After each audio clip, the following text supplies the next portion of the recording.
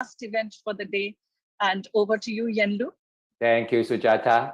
Okay, before I introduce our main speaker for tonight, let me just tell you a bit about AIM. I think everybody knows, but just a quick one. AIM, as most of you know, is a non-profit organization with a mission to elevate mentoring to the forefront here in Asia, to raise the quality of mentors and set the standard in mentoring, bringing the benefits of mentoring to all facets of the society to impact millions of lives, to help bring about a kinder, gentler, more just, more inclusive, more sustainable world. Yeah.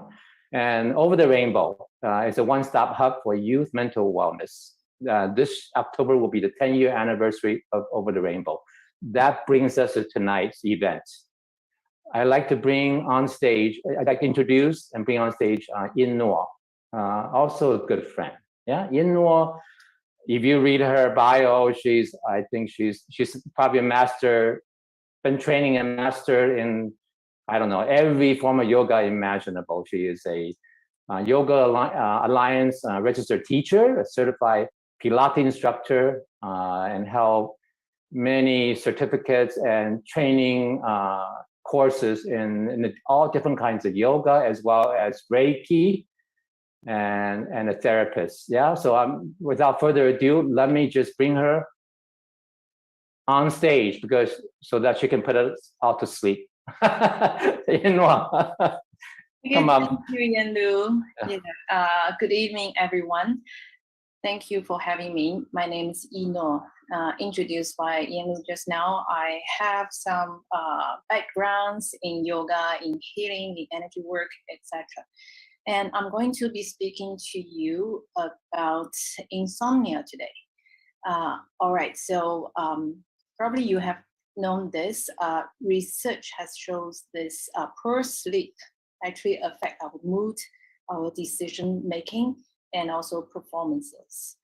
So I'm going to share with you some of the techniques and tips that I found useful, which can help people suffer from insomnia. Without further ado, I'm going to share my screen and go through with this step by step.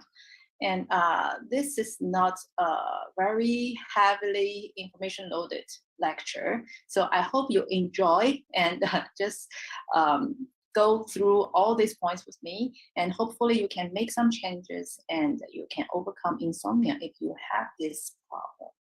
All right, now let me share my screen.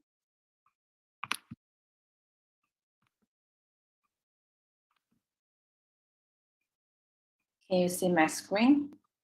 Is that all right? Okay.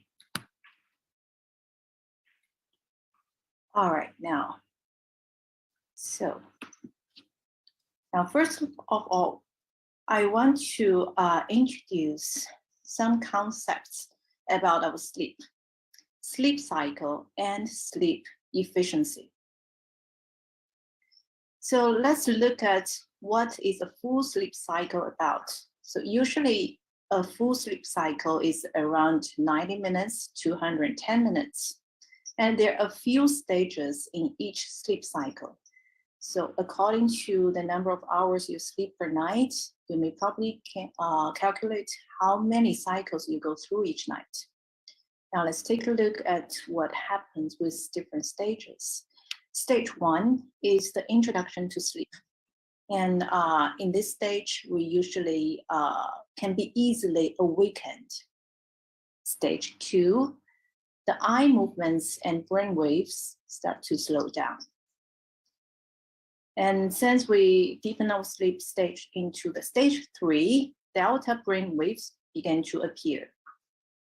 And in stage 4, we come into deep sleep state. In this state, it's usually difficult to wake us up. And finally, there is REM. The definition of REM is rapid eye movement. In this state, core muscles such as the heart and the diaphragm are still functioning, but other muscles are similar to paralyzed. So we can hardly move. Usually in deep sleep, we can actually have our physical body relaxed, and in REM state, we feel very restorative. Deep sleep stage are usually longer towards the beginning of the sleep, and REM is more concentrated towards the end of the night. Unfortunately, as we age, we see a reduction in both of these stages. I mean, the deep sleep stage and the REM stage. Because just now I mentioned deep sleep and REM are pretty relaxed for us.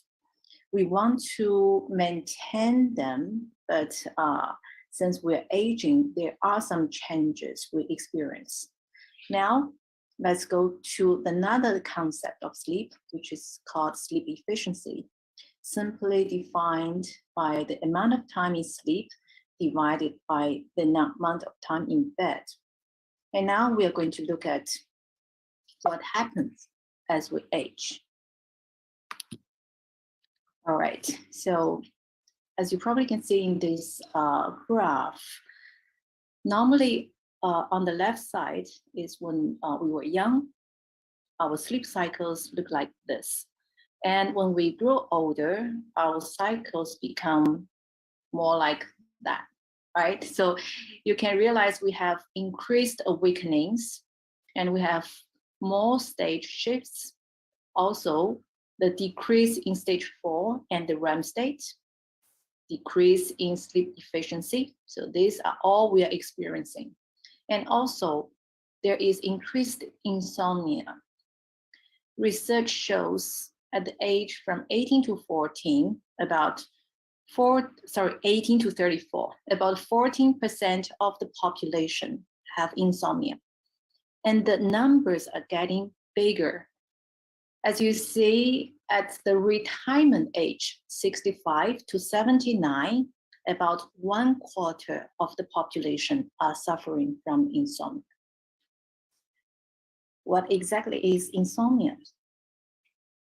Insomnia is defined as a sleep disorder in which you have trouble falling and staying asleep. This condition can be short-term, that is acute, or it can last for a longer time, which is chronic. So you may wonder what is acute. Acute insomnia can last from one night to a few weeks. And the chronic insomnia can happen at least 3 nights a week for 3 months or more. How people get insomnia? The general causes of insomnia can be classified into 4 categories. Now, firstly, medical conditions. For example, sleep apnea, allergy, indigestion, and so on. If you are affected by such conditions, please seek help from your doctor, physician, or other medical professionals. And the second category is predisposing factors. It's about your genetics. And it suggests the way you were made. You were born to have a higher tendency of anxieties than majority of people. And you may be more prone to insomnia. So in this case, you may not be able to do much about it.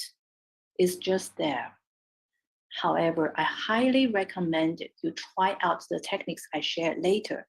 They would still help to a certain extent. And the next category is precipitating factor. And these are the major life stresses. As you know, we all experience some stresses in life, and since we can't prevent them, examples of the life stresses can be death of a loved one, loss of job, divorce, increase in financial obligations. It can be a good stress as well. For example, getting married, or getting into college, or moving into a new house, etc. So these are all the factors that can make us difficult to get to sleep. All right, and the final category is perpetuating factors. And these are the things we do to ourselves which are harmful. And these can lead to chronic insomnia. And now in this presentation, I'm going to focus more on these categories because there are a lot of things we can do. And now let's look at all the recommendations. Okay, as you see, the title here is to manage your lifestyle. There definitely to be a lifestyle change if you want to have a better sleep and to relieve your insomnia. So first, let's look at the sleep hygiene. Avoid caffeinated drinks in the afternoon and evening. This seems to be very obvious, right? Unfortunately, some people may have to avoid it completely. This is depend on your body type. Exercise regularly. Here we're talking about stimulating exercises which make you more energetic and awake.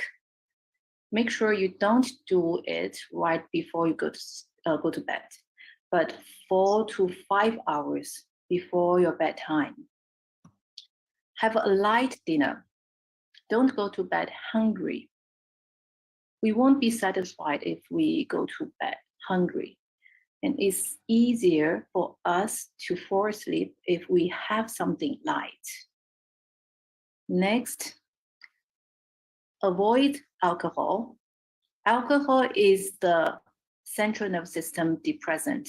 You may argue that, oh, alcohol put me to sleep very easy. Yes, you do have that experience in the beginning.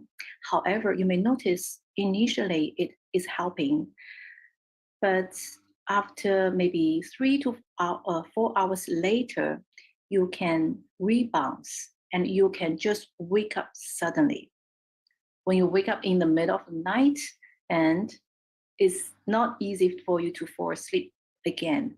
So I would suggest avoid alcohol, especially you will notice the bad effects in the long run. Avoid smoking. Smoking causes the edema of the airway. And as you know, it does many other harmful things to the body. So I suggest you consider avoid it completely. Next, adjust bedroom environment. For example, the temperature. The temperature, I find it very individual. Some people may prefer a warm temperature and somebody like it to be relatively cooler. You can adjust the temperature according to your needs. And also the lighting in your room. Okay, we should sleep in total darkness. That's more helpful for sleep because the pineal gland begins to produce melatonin. And melatonin is a serotonin derived hormone that promotes sleepiness. And for people who like essential oils, it's good to use lavender, chamomile, or other types of essential oils that can help you relax the body and your mind. And talking about electronic devices, there are a lot to be said. So I know everybody depends on the electronic devices nowadays, but it's not good to use them before bed. Okay, these include your TV set, your mobile phones, your tablets, and so on. Because the blue light coming from them can actually affect the production of melatonin. So I suggest at least 30 minutes before bed, you should put down your electronic devices, and maybe you can do some other activities that make it easier for you to fall asleep. For example, you can read and do some journaling or do some scheduling of your next day activities. In fact, journaling and scheduling of your next day activities can help relieve your worries and anxieties of these pending issues you have. So I highly recommend you do that. Next, keep a regular sleep schedule. Okay, this is helpful for your body to get into its natural rhythm. We say there's a term, we call it a bio clock. We all have this bio clock. Our body knows what is the good time for us to go to bed and what is good time to get up. And people who do shift work may find it a bit challenging, but I guess not for majority of us, we are able to do this. And the next is do not force sleep. So if you're forcing yourself to sleep, when your body doesn't want to sleep, you become anxious. And maybe you will associate your bedroom with anxiety. And we don't want that because we want to associate the bedroom with more relaxed mood, which is helpful for us to go to bed. Okay. Next, sleep until rested, then get up. So take note here. Sometimes people don't get up immediately after they wake up. They do stay in bed for 1 hour or more, and this actually becomes a very bad habit. Okay, if we wake up and stay in bed for another hour, we again associate the bedroom with more awake activities, and we only want to associate our bedroom with sleeping. So try to sleep until rested and then get up bed and do your activities of the day. Okay, so after all these general lifestyle changes, I think it's time for me to go to the natural solutions from the yoga perspective. Because actually yoga is a lifestyle, not like the commercial way of yoga. It's all about physical stretches, the activities. No, yoga talks about everything for the physical, energetic, and spiritual body. So when we look at yoga for insomnia, there are a few suggestions I want to make. First of all is the diet. In yoga, we talk about nutritious and balanced diet. And here, I want to emphasize we need to reduce the carbohydrate consumptions for evenings, for your dinner, because the sugar and carbo will take a lot of energy to burn them, and they will make the body warm and hard to get to sleep. And the other thing is to take high quality of fat. For example, avocado or organic yogurt. These two are rich in magnesium and potassium. And this magnesium and potassium help to relax your body and make it easier to go to bed. Okay, next, for the physical body, we have another aspect, which is the yoga postures. So now I'm going to share the basic principles to choose yoga postures. There are a few of them. I know some are yoga practitioners, and maybe some of you are total beginners. So here I would suggest you do the gentle stretches before bed. Just now, remember, I mentioned it's not good to do some exercises right before bedtime. That was the stimulating exercises. But yoga postures, those gentle ones, are not going to affect your sleep. Now, you see the principle is gentle and also forward bend postures, because the forward bends can actually make you more relaxed. It's good to stimulate the parasympathetic nervous system. That's the relaxation nervous system. And also, I would avoid deep back bends. Back bends are more stimulating. Okay, a little back bend is okay just to loosen the joints, loosen the spine, but deep back bend can be too stimulating for the evenings. So I'd like to avoid that. All right, and the next one, I'm going to cover the breathing techniques. Okay, first of all, deep breathing. You may know that we always encouraging deep breathing for relaxation. It's very simple. We use nostrils to breathe in and out.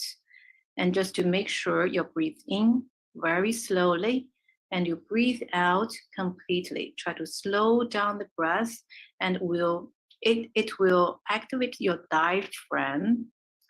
When the diaphragm is activated in this breathing, you will feel more relaxed.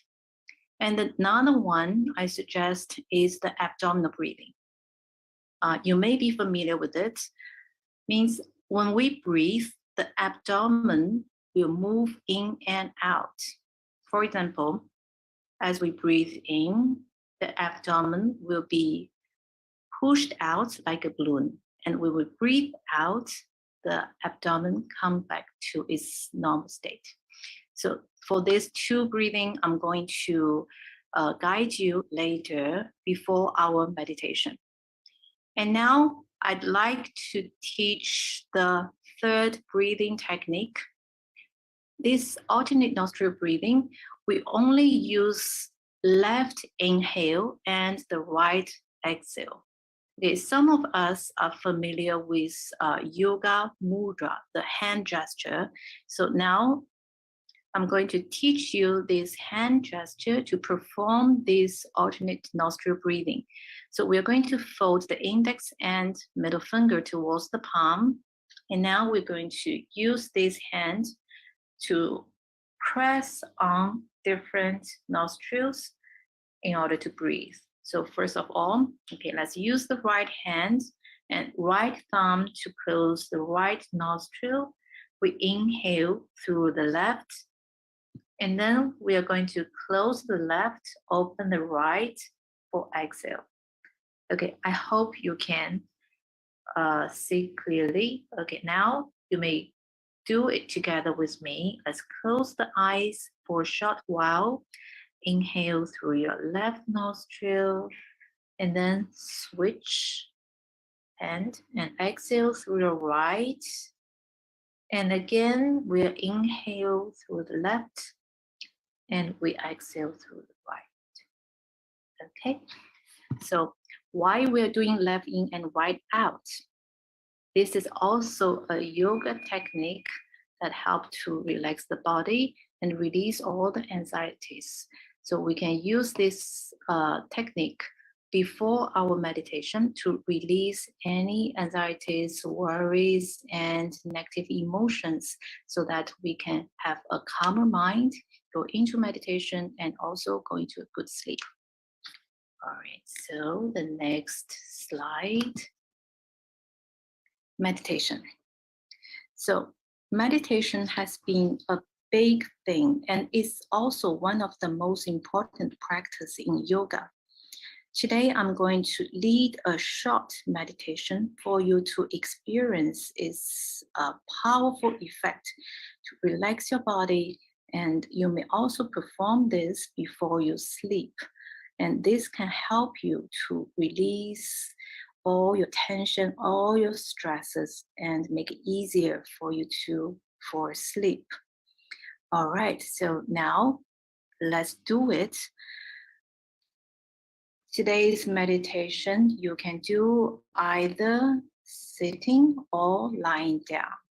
Okay, if you want, you can adjust your light in your room, switch off your light, or maybe in total darkness, taking the comfortable position, getting ready, and I'm going to guide you now.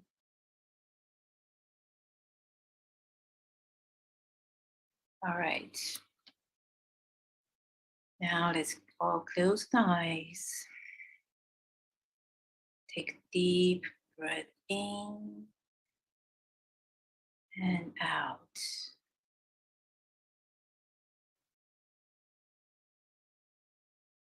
Let's practice the deep breath. Nostrils breathing in fully and breathing out completely.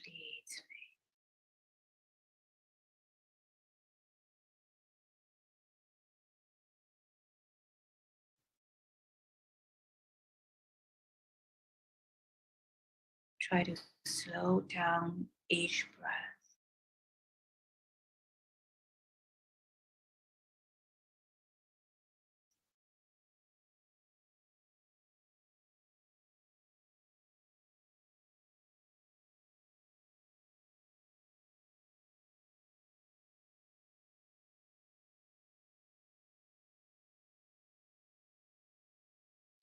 Now, let's start the abdominal breathing. Bring your awareness on your abdomen. As you breathe in, relax your abdomen. Push it up like a balloon. As you breathe out, allow your abdomen to relax and go down. Continue at your own pace. Slowly breathe in and out.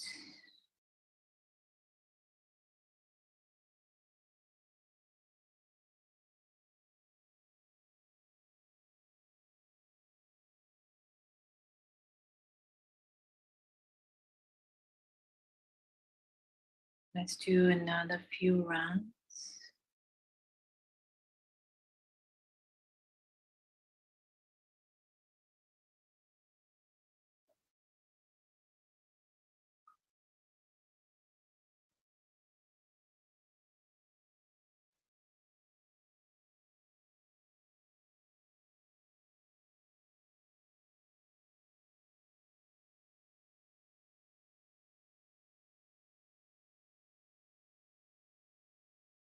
Continue the slow breathing. Let's bring the awareness to the head. Relax your head.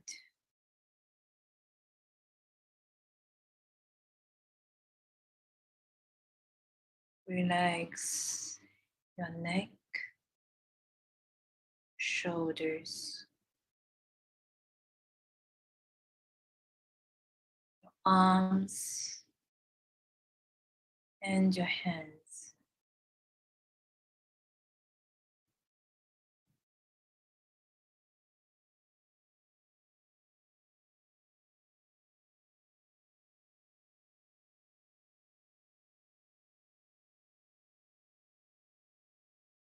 Relax your torso,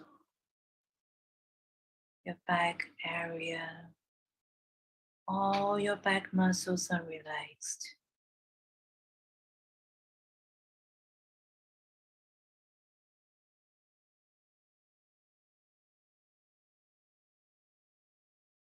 Continue your deep and slow breathing.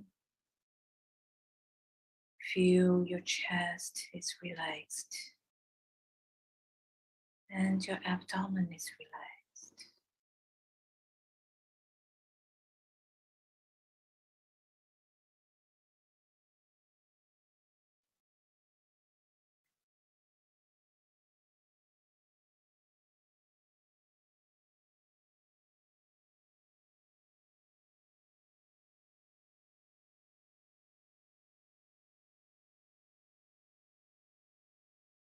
Now let's move the awareness down to the hips region. Feel your hips are completely relaxed.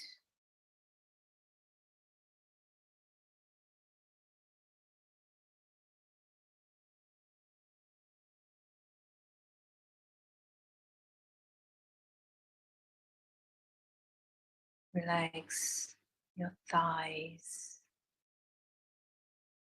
your knees, your calves, ankles,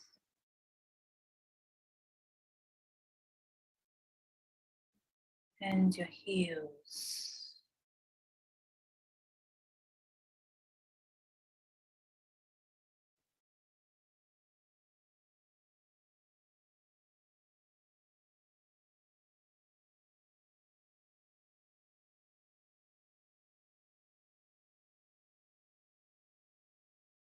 Now let's bring the awareness to the toes.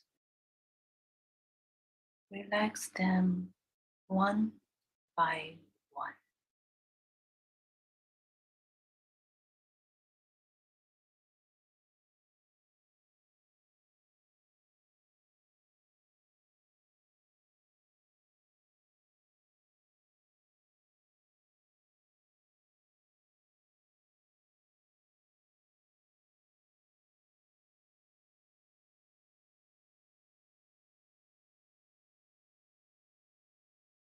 Allow your whole body to relax and feel your body is sinking down as if it's melting into the floor, into the bed. You are completely relaxed.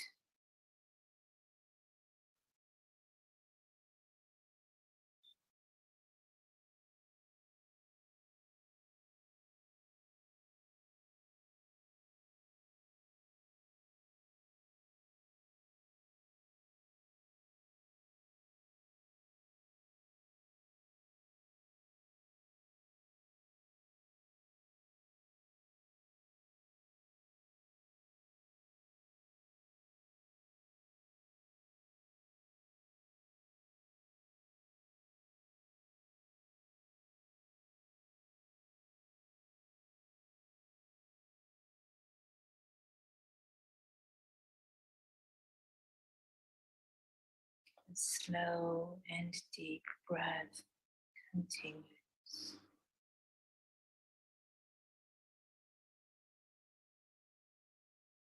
It's taking away our stresses, taking away our worries, anxieties. Let go all of this.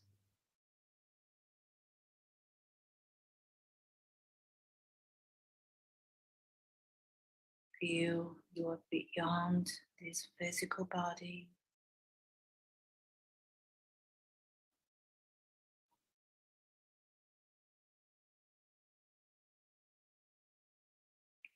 More than the physical body.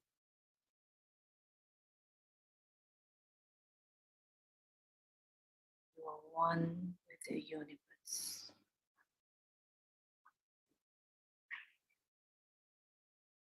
Allow your body to get its natural rhythm.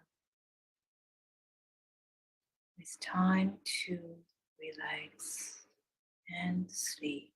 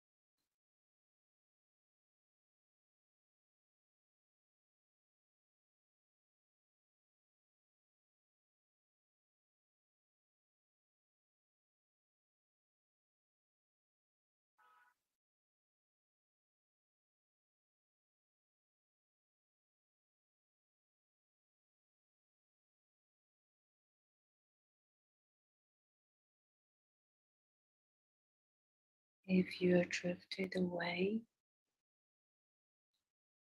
slowly, let's bring ourselves back to this physical body.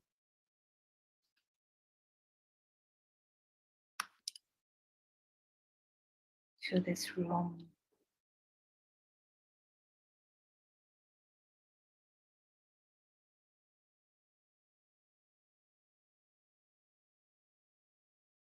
Now you are merged with your physical body again. Gently wiggle your toes and fingers. Take another few deep breaths.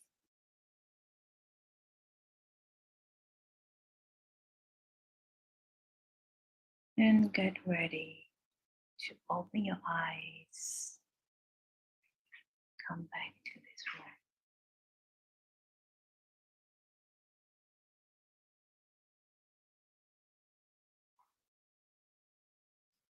I hope you enjoyed this meditation.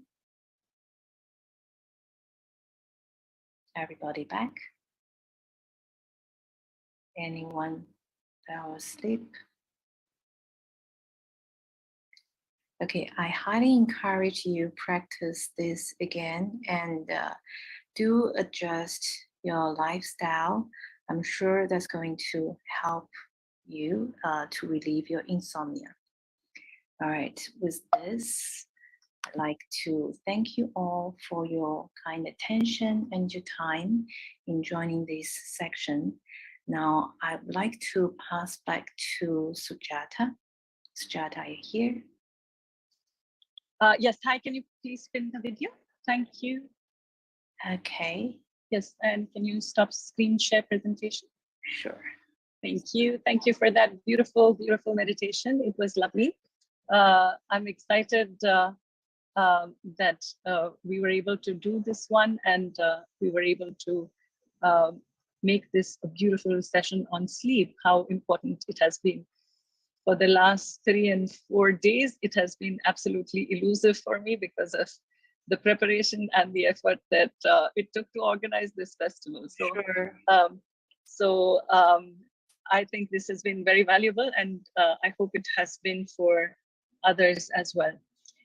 We will be joined shortly by a very distinguished gentleman, a very distinguished guest, and he will be joining us from Delhi. But in the meantime, let me tell you a little bit about Pragya Yoga and Wellness, and a little bit about what we do. So we are into our effort to promote and share yoga teachings across the board. And we liaise with government agencies as well as with educational institutions around looking at evidence-based research, as well as looking at practices and looking at ways in which we can improve standardizations and different areas of enhancing people's lives through yoga and wellness. Apart from teaching classes and retreats and teacher trainings, we are also doing a whole list of other efforts to help people get into yoga and wellness. We will wait for Dr. Basavareddy to join us from Delhi. I'll just check with him so that he will be with us in a minute. In the meantime, let me do an introduction about him. Just a moment. So Dr. Ishwar Basavareddy is the director of the prestigious Morarji Desai National Institute of Yoga in Delhi. He is the head of the institution of the Yoga Certification Board of the Ministry of Ayush, among other accolades. He is a renowned yoga scientist, a philosopher, and an eminent yoga master, recognized as one of the eminent yoga educationists and a yoga expert in the country, with more than 33 years of experience in yoga teaching, training, therapy, and research. He was the main architect of the Common Yoga Protocol and a master of ceremony, giving instructions in yoga to more than 40,000 people, including the Honorable Prime Minister of India at Rajpath in New Delhi in 2015. He is a distinguished member of many government and non-government organizations. He holds various positions in government and non-government organizations as well. He has multiple research papers to his credit and continues to share his vast knowledge and experience with others. He's an inspiring presence to teachers and students alike. I will try to patch him in now.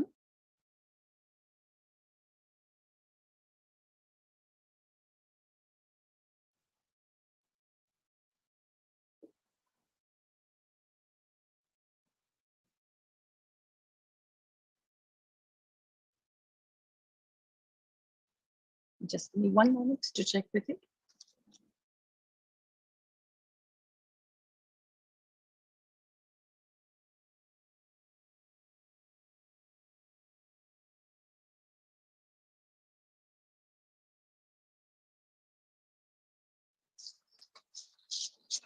Dr. Basava Reddy will be joining us in a couple of moments. I think we will be waiting for him. His address. I think he's now in. He's with us now. Dr. Basava Reddy, can you hear us? No, yes, allow me to start my video. You are blocked. Just a moment. Yes, just a moment. The video for Dr. Basava Reddy. Yeah. Can you? Yeah, it's. Thank you. Yeah. Enable that, please. Yeah. Thank you. It's enabled already. Yeah. Thank you. Thank you. You're welcome. As I mentioned, Dr. Basava Reddy is the director of the prestigious Morarji Desai National Institute of Yoga in Delhi. He is the head of the Yoga Certification Board and many others, as I gave in the long introduction. We are delighted that Sir can join us from Delhi. A very warm welcome from Singapore, where we have spent the entire day with many events. And we are proud to have you here. Welcome.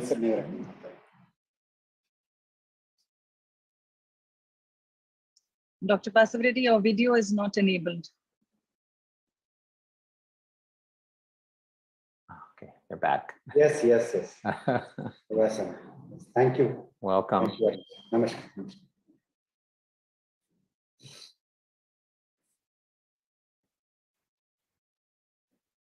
So I have to start my talk or what exactly? Yes, if you can give us good wishes to Singapore, I think that would be great. And also, yes, your presentation. So, for yoga for insomnia.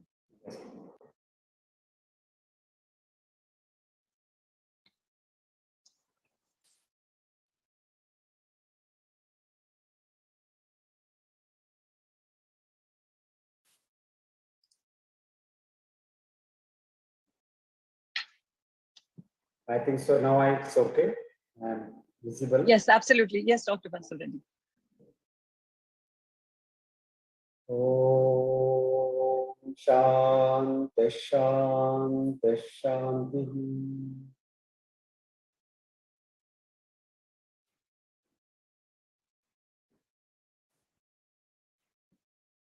Namaste, pranams to you all.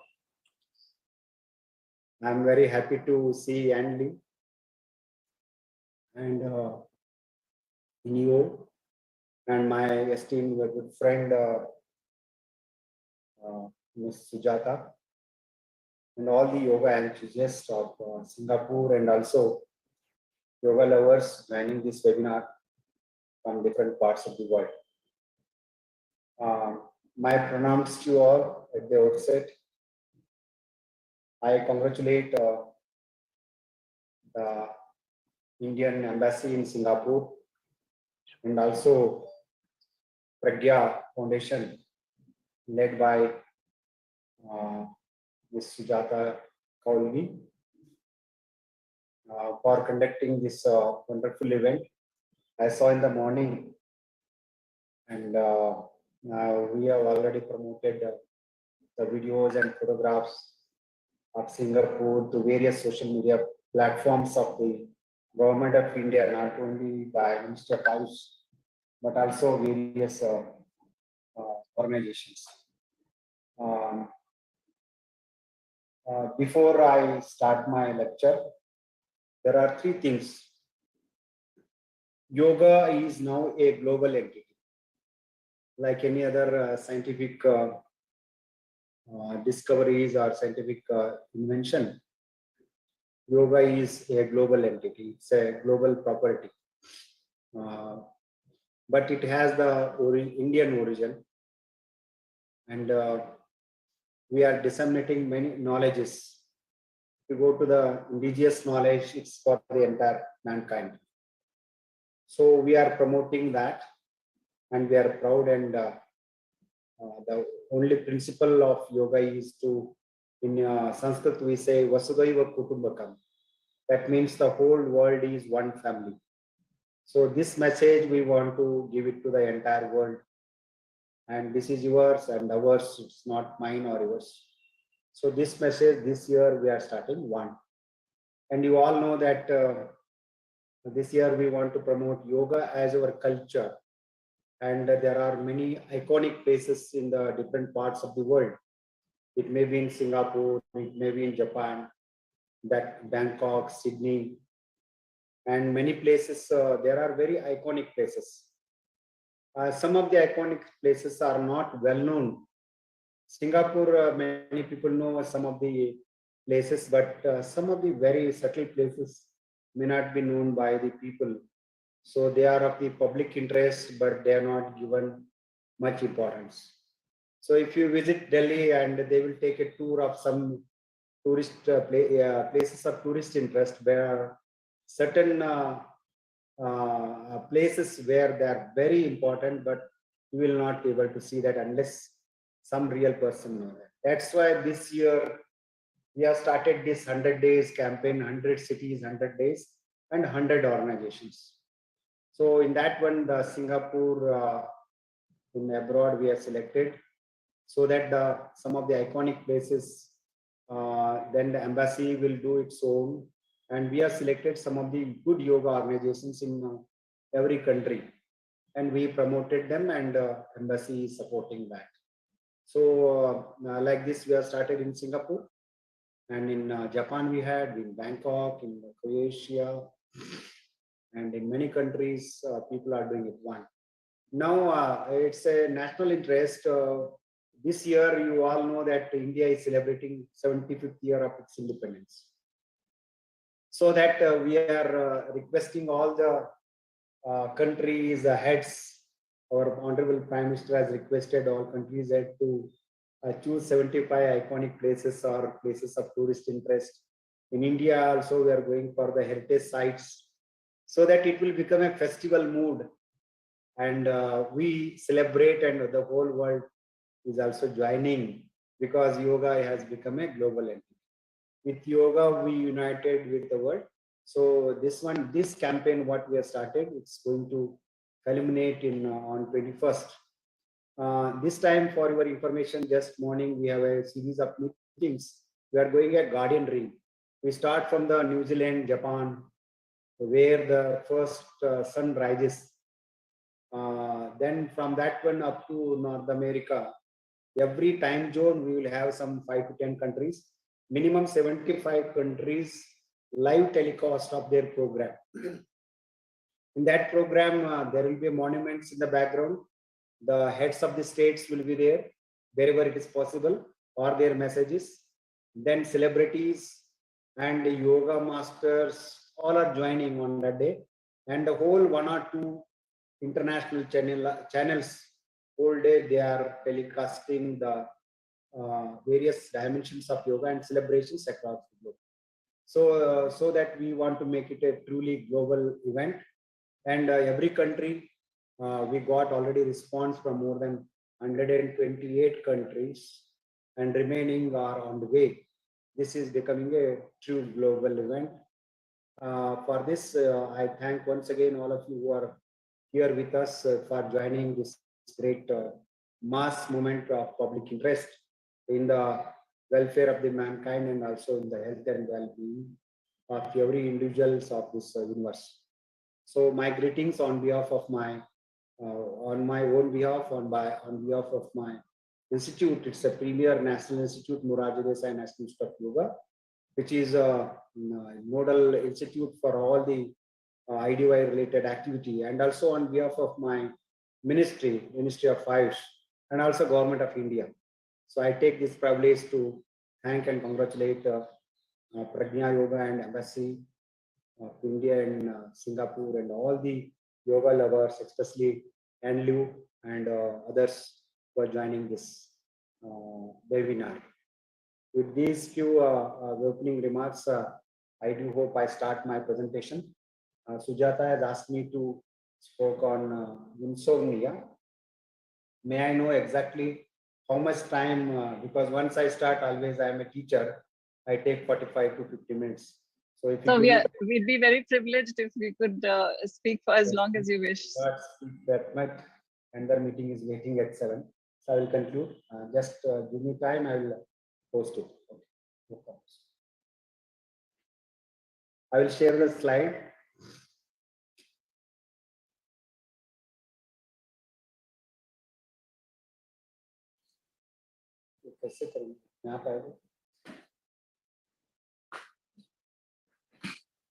Dr. Basavreddy, your video is unable. Yeah, is it okay now?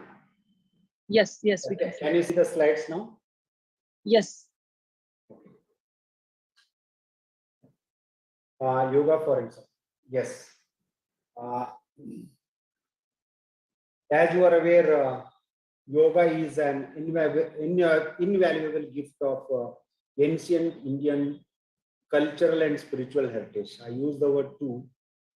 It is the culture of Indians to, in all the aspects. It may be the habit of living, way of living, eating habits, cultural family, and all the aspects have been integrated in the yoga and yoga philosophy and its practices.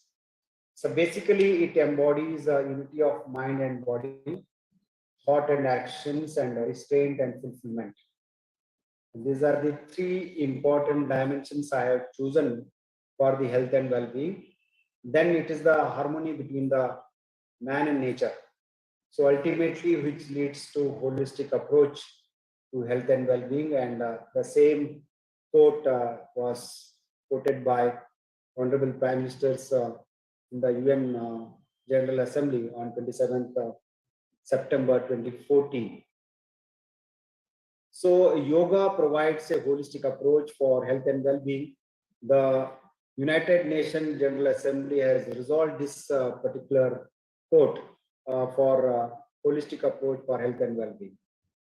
And in my opinion, it brings harmony in all walks of life. And it is known for, from the ancient time of more than 4,000–5,000 years, for disease prevention. It is a preventive medicine and health promotion to reach the human excellence, and also management of many non-communicable diseases in the recent past. These are the wider applications of yoga in the IDY, which has made it to popularize across the globe. Now, for me, there are some silent features. For me, yoga is always essentially spiritual. Many people relate spirituality into a religion or other things. But for me, spirituality is a journey of finite to infinite. We're all finite. Our spaces are finite, including your psychological domain or intellectual capabilities are having finite limitations. But if you go to the infinite, there is a perfection. Therefore, every individual, it may start with your simple postures or some breathing practices. So later on, if you are aiming to reach the infinite well-being, So that journey, in my opinion, is a spiritual journey that shows the path, shows what I am. So this is very important even in treating many of the disorders, including insomnia, what we are going to discuss. It's a philosophy, it's one of the darshana in India, and it's a empirical science, but it is experiential science. And with that one, it teaches us to how it can be lived healthy. It's an art of healthy living. And waking up time, eating well, sleeping well, talking well, working well, behaving well. All this is an art. Yoga teaches with various practices and also concepts of it. So once we adopt yogic way of living, it brings harmony in all walks of life. And how it brings, many of the technologies are available in the world for the management of many disorders. But mind management, it's only yoga, where it has various dimensions of mind care. If you come to the wellness, it covers all 6 dimensions of wellness: physical, emotional, intellectual, social, occupational, and spiritual dimensions of wellness. So this is the protocol what I'm suggesting for all kinds of things, for generalized, but I'm using this one for the insomnia patients also. So where we start with a detoxification. So always whenever you teach any yoga counseling or any yoga therapy, you want to do it. First of all, how you detoxify the physical, physiological, and psychological dimensions. So there are various detoxification processes. So maybe some ghata shuddhi or the physical mode, chakarmas, then the mantra chanting. There are various other means. Time is very less, I will bypass. So once this cleansing, or it's called in the Tantra Yoga also, it is mentioned, it is Shuddhi. So it is the Ghata Shuddhi. So they also prefer it. Therefore, Kaya Shuddhi or Ghata Shuddhi is very important. Then you have 3 important components: asana, pranayama, and dhyana. That is yoga postures, breathe regulation practices, and meditation, or the combination. And you have to see that I cannot differentiate. Even in Ustrasana, I include pranayama and I meditate in Ustrasana. So same thing in dhyana, there is an asana and there is a pranayama. So the combination of these 3 will lead to balanced endocrinal and nervous system. Most importantly, in my personal experience, what the yoga practices of 40-45 minutes every day help us to is: 1, bring the sympathetic parasympathetic balance. Many people say that yoga encourages the parasympathetic activities, but in my opinion and experience and research, yoga always helps us to bring balance between the sympathetic and parasympathetic network. Therefore, we always choose the right and left equally. Suppose you do Ardha Matsyendrasana, left and also I do it right. So I always bring the balance in the bending, forward, backward, etc. We always complement that. That's the ingredient. That's the one thing. With second nervous system is it is having the vagus. You all know the importance of vagus. I'm just linking it to the insomnia. The vagus is a way. It's an important part in our central nervous system. So then the spine and the brain. So various asanas. You can see they have all been concentrated only on the spine and brain. Others we use only legs and hands or arms only for as an extremities, for only support for these things. Therefore, after this we have a chakra, 6 chakras or 7 chakras we are talking about.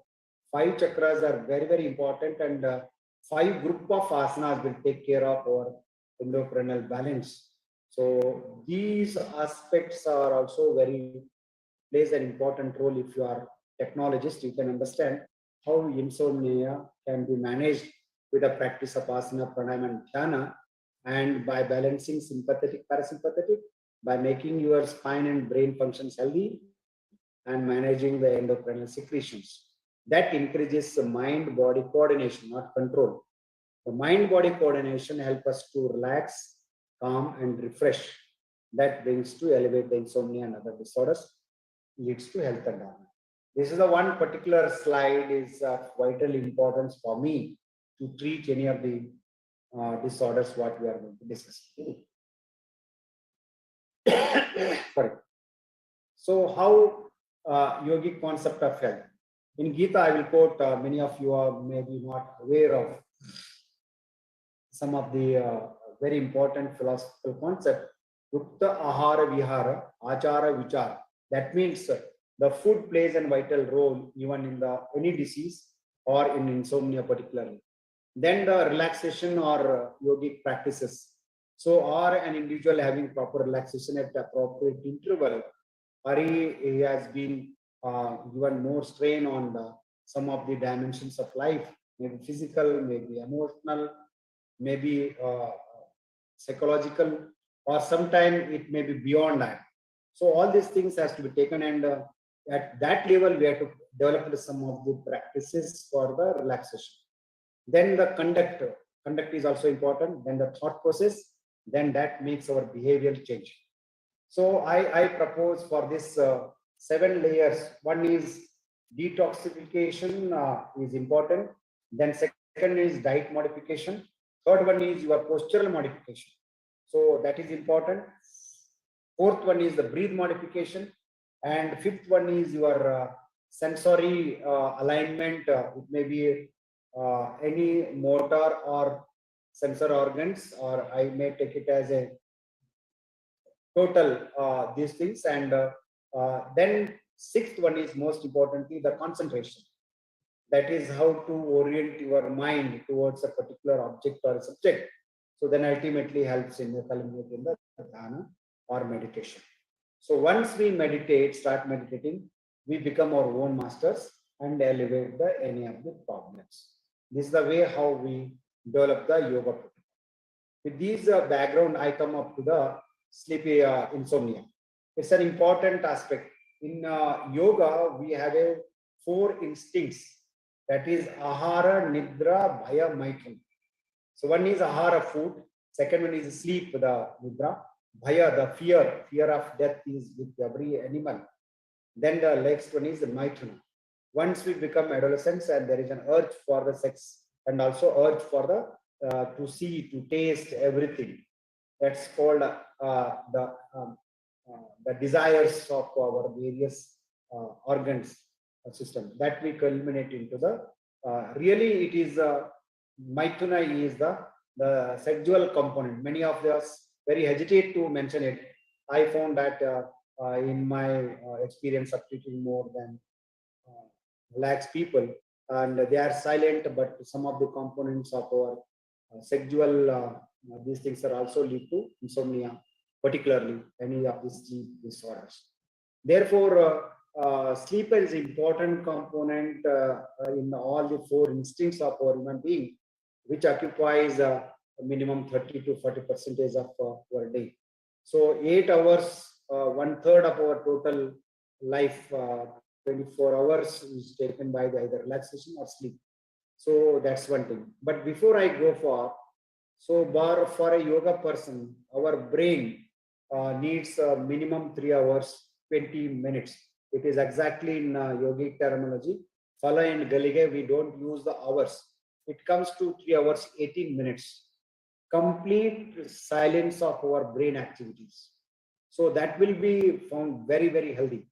But to make that deep sleep of 3.5 hours, we need to prepare 1.5 hours before and 1.5 hours after. It comes to 6.5 hours. In my opinion, for any healthy individual, especially the intellectuals, so if they are able to enter the deep sleep state within few seconds or minutes, only 3.5 hours or 4 hours of sleep is more than sufficient. But if it is not so, we recommend 6.5 hours or 7 hours of sleep. And I don't think so, except children, more than that will lead to laziness. That's why 6.5 hours is the maximum sleep time we should have. If one doesn't get that 6.5 hours of sleep, and it leads to many of these psychological problems and many other complications. So it is socially driven and increase the risk of mortality for short sleep. I'm talking about it's not only the duration of the sleep, but also it is the quality of sleep what we have. And in India, because we almost fall in a very good time zone, including Singapore, we have minimum 10 hours of day or maximum 14 hours of day. Same thing vice versa in the night time. Therefore, around 10 o'clock in the night in Indian time and up to 4 o'clock is considered in India, in continent, as the sleeping zone and sleeping time for the many of the traditionally, and they live well. They are not only the hours of sleep, but quality of sleep, and when you sleep, what is the time duration, that also counts for the healthy living. The causes of poor sleep are that means smoking before bedtime, lack of physical activity is the most of the thing we do know, and working with stress, lot of stress, anxiety, excessive consumption of alcohol, limited take of these things as a habitual. Some people we eat, some people in the Europe and America, and especially in the cold countries, they consume alcohol in a very systematic manner that doesn't make any difference. It becomes a habit. But irregularities in consumption of alcohol and excessive alcohol leads to poor sleep. Calories of food before bedtime, if you eat more, that also, or even less, sometimes hungry, that also affects. Using electronic devices nowadays, it has become common.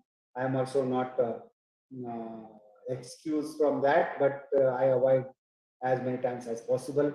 Then most importantly, the women, when they are in the menstrual cycle, when in the menopause, I saw many of them are facing the problem of insomnia, and smoking before bedtime and others are also part of it. So what are the physical health correlates of insomnia? There are one is obesity, sleep apnea, cardiopulmonary diseases, chronic renal failure, diabetes, neurological disorders, many inclusion, schizophrenia, something, and chronic pain, hypertension, cardiovascular diseases, and most importantly, pain, stress, anxiety, and that leads to anxiety. Most important, I also face nowadays every time management. I had given time, but another meeting comes. I'm not able to manage the time I had given, because we are always disciplined persons. When we are not able to manage the time, it creates anxiety for me. So on that day, whenever I am not obliged and get the anxiety on that day, so my sleep patterns disturbs, myself is tired. So therefore, before sleep, I use some technologies, and so that I can get overcome some of the problems I face. Yoga is not just beneficial for enhancing the flexibility, core strength, and stress levels, but also helps to beat insomnia. Recent research studies found and reported that a regular yoga practice of 45 minutes, you may divide at one go, or I prefer two goes for the sleep patterns. I will explain it. Improves the sleep efficiency and total sleep time, and how quickly participants fell asleep. That's important, among other improvements for those living with insomnia. Yoga is characterized as a mindful mode of physical activity. Mindfulness, as an important component of yoga, improves sleep disturbance by increasing melatonin levels, reducing hyperarousal, and addressing stress-related cardiac and respiratory abnormalities. Even the cortisol levels are coming down with the stress hormones by the regular practice of Brahmari and other practices. I am going to explain in detail.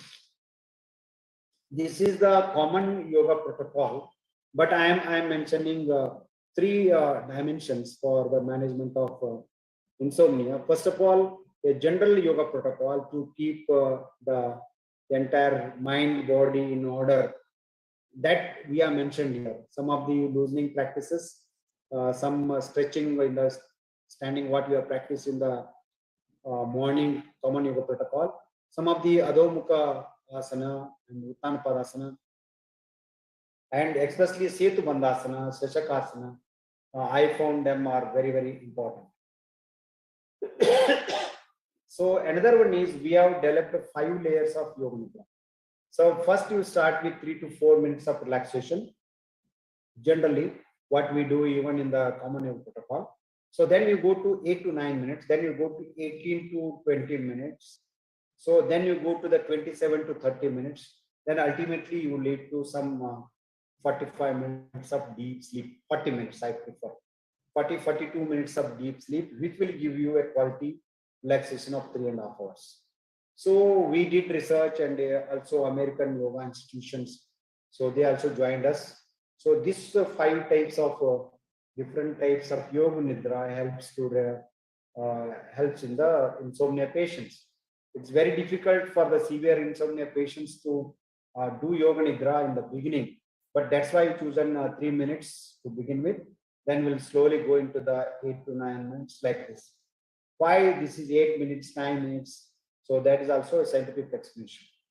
This is the second one. Yoga Nidra practices continuously for a period of 3 months will help us to, and it doesn't require, anybody can do it. Even if you spare 3 minutes to 40 minutes in a day, so it depends upon your work profile.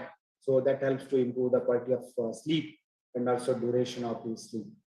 So the third important aspect what I developed in the COVID-19 situations during the last 2 years, many people suffer from the insomnia and mental problems.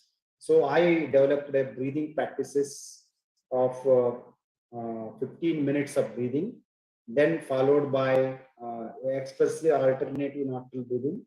So then followed by either we have to chant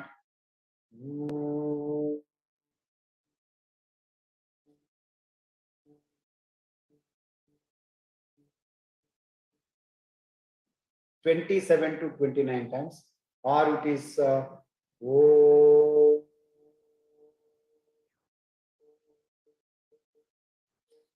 Don't only oh last, you just join. Don't do makara. So I prefer the ukara. So it is more important. Many patients have given a very, very important. Just chant oo for 27 to 29 times. That's one thing. So another one, before I sleep, I just lie down on the bed and I relax my whole body in a minute or two. Then I start observing the abdominal breathing. So whenever we inhale naturally, abdomen bulks up and it sinks down. So if I go on counting the numbers, 27 or 30 times, I may or I may not myself. So I enter into the sleep. I forget about after 18, 19 or 20, 27. So for the insomnia patients, the number may increase in the beginning. But if you do that, so I sat before the auto analyzer, I myself assigned. So when you do it very systematically, confined to only abdominal breathing, diaphragmic breathing, not in the thoracic breathing. So if that wave comes, you fall into the alpha range within a minute time. I myself have observed in the experimental these things. So therefore, these are all the sum of the techniques. But what are the precautions? So first of all, insomnia patient has to eat early and before sleeping at least 1.5 hours, some of the activities. Then wash your feet and hands and face, and usually wear the cotton clothes preferably, and relax and do 10 to 15 times Nadi Shodhan Pranayam. Chant either ooh, if sound is the problem, just lie down, do the diaphragmatic breathing, and it takes 10 to 20 minutes. You don't need to pay anything. The technology is available on the online or on the YouTubes, or you can consult Sujata and such great teachers across the globe. Just practice it for 5 days and make it part of your life so that you help it to overcome all these things. So there are some cleansing practices, but especially I put the Vataniti in the morning. whenever you do some morning cleansing, you do the Vataniti simple.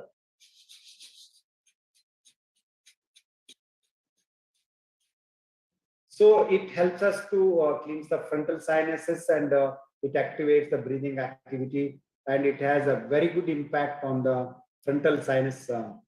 That's very good for the insomnia.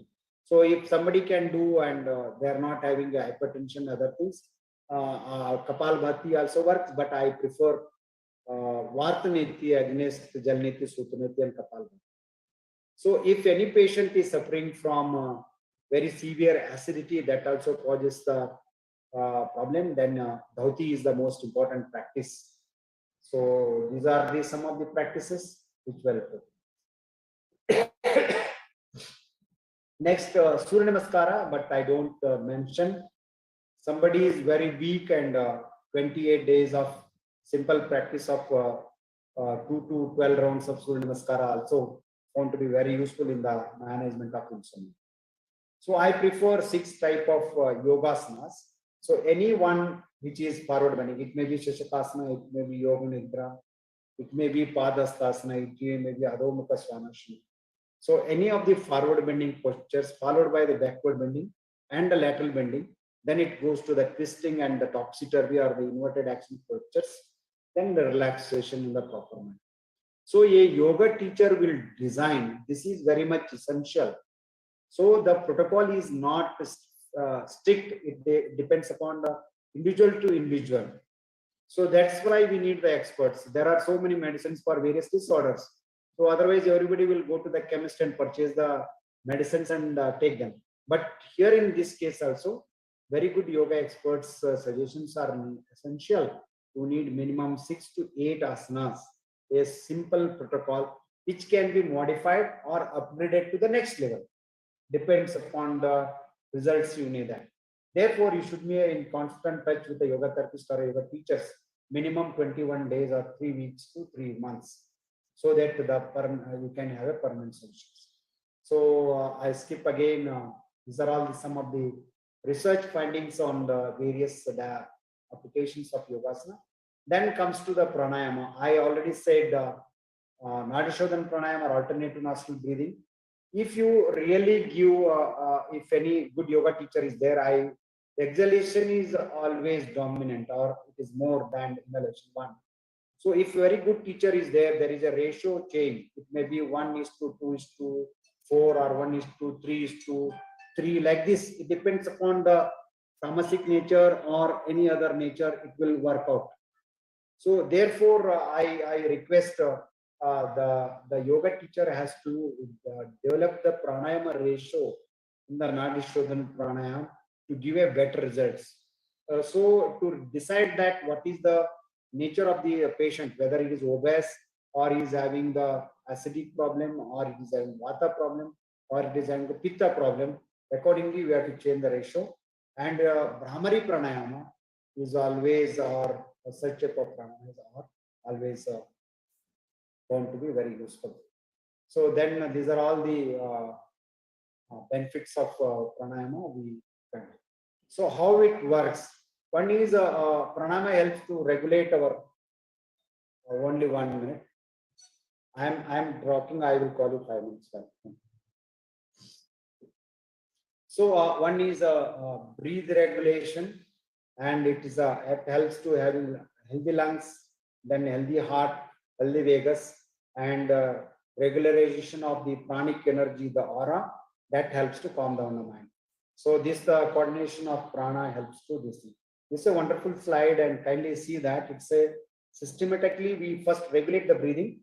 So that helps the healthy functioning of lungs, leads to healthy functioning of heart, then leads to vagus, vagus to prana, prana to mind. This is the channel how the technology works. And these are the important aspects. Whenever we do Brahmari pranayama, it increases the nasal nitric acid, which also helps us to improve the immunity and other.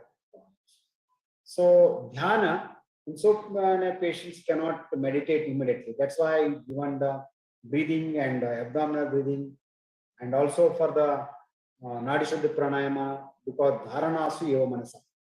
Pranayama leads to concentration. So the regular practice of these help us to regulate our thoughts. So we can stay for a few seconds or at least a minute on a simple flow of thoughts.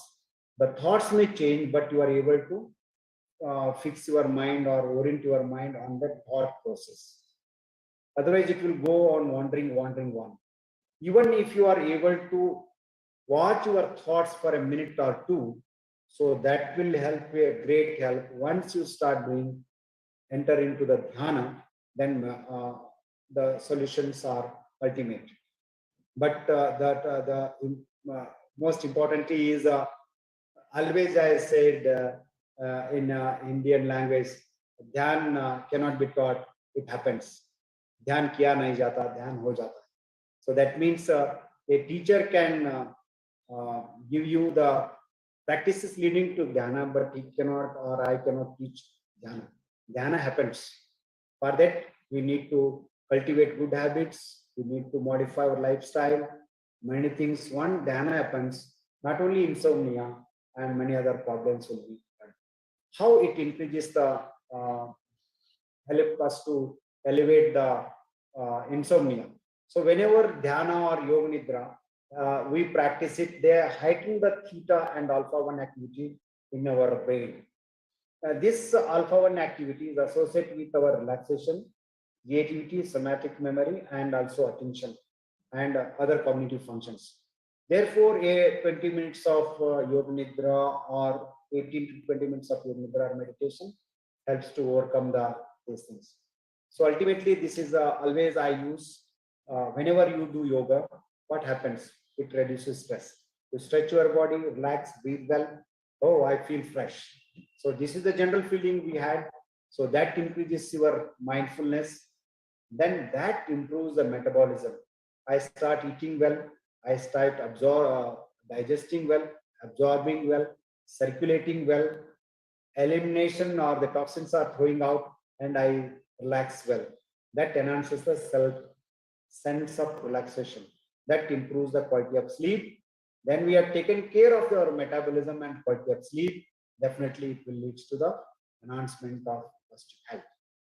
Before I take into these things, these are the silent features of a healthy person not having insomnia.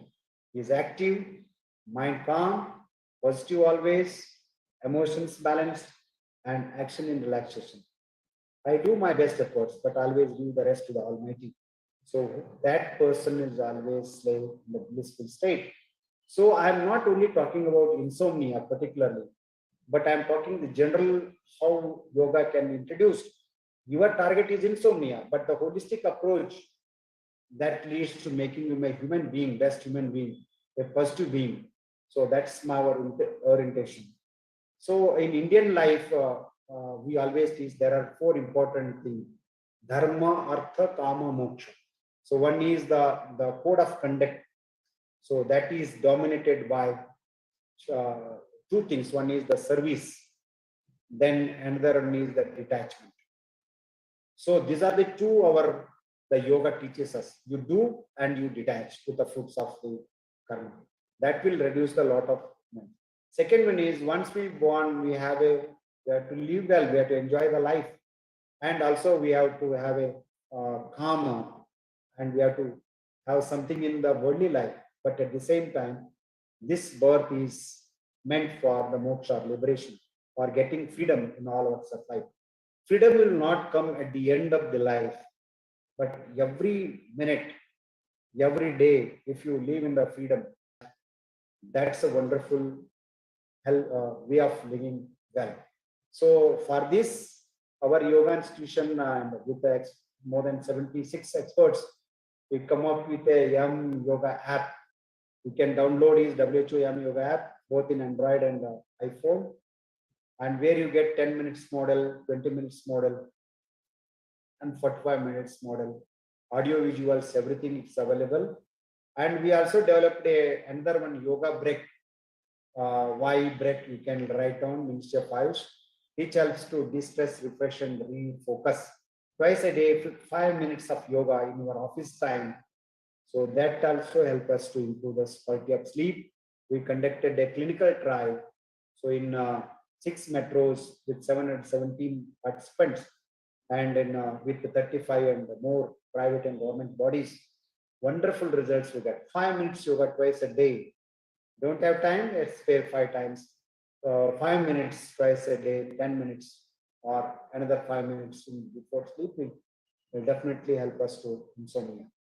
And last but not the least, before I conclude, many of the people, whenever we have insomnia or psychological problems, we go to the psychiatrist. I don't deny. First, go to the counseling, but don't addict to any of the medication. Once you become addicted to the medication, very difficult to come out from that. So my mother was also there, and she's having a lot of some physical problems. But somewhere he went to the psychiatrist, and they start giving the indirectly some sleeping pills or something that to get a good sleep. She was so happy. But that leads to many other complications. After 1.5 years, she developed many other complications. So whenever she doesn't take the pills, she becomes restless. Therefore, my humble request to all the whoever participating it, who are listening to my words, kindly try all the methods, means change your lifestyle and be in a good company. I've spoken so many things, but most importantly, dharma and moksha are the basic principles of our life. So once we embody it, once we intend to that kind of life, so that will be a wonderful thing, in my opinion, that will help us. Therefore, one precaution, take the suggestion, go for counseling, even psychological counseling, no problem. But for a short duration, it's okay. Just like sometime the diabetes increases, they give only 10 days insulin or something to manage complications of diabetes, then they discontinue that. So like this, for a short time, without the knowledge of the patients, if they're given for 10-15 days, it's okay. But if you addicted to the pills, sleeping pills to overcome the insomnia, and it will lead to a lot of complication, one precaution. And I've given many of these simple technologies. So even if you want, we'll host some of the videos, we develop the short clips developed for the management of insomnia. The overall intention of my lecture is to not only to overcome the insomnia, to lead a healthy, holistic life, and in the broader terminology, International Yoga Day will be successful when we accept the universal brotherhood. The whole world is one family. Thank you very much. Jai Hind. Thank you so much. Thank you. Thank you so much, Dr. Basavareddy ji.